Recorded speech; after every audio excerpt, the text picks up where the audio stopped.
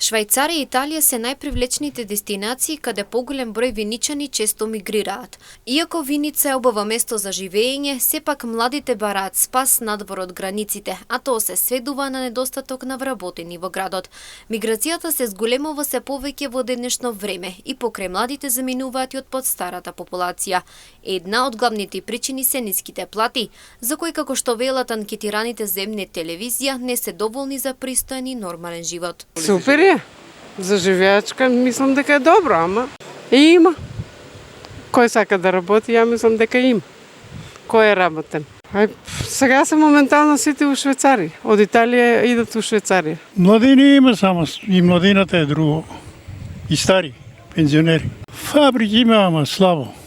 Работа нема. Многу. Се што може да излегне, се издава. Па зашто тука слабо, послабо се плаќа, послабо се има работа, некако не им, за тие пари не им се работи. Па фабрики има, ама работници нема веќе.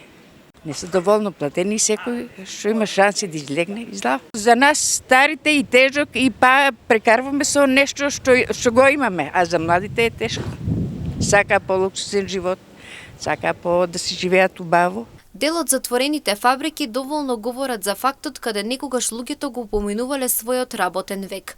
Денеска ситуацијата е драстично различна. Секој на кој што му се пружи можност да ја напушти државата ја користи. Освен малите примања, овде дополнително влијат и родувањето во државата и здравството. Сите се иселуват. Тешок живот. Тоа не може да обстанат, не може да живеат децата и ојдоа се на страна. Ништо нема, се затвори. Недостасуваат, да. И тие што се запослени нема. Немат плата и мора да се иселуват. А ние старите плачеме за нив.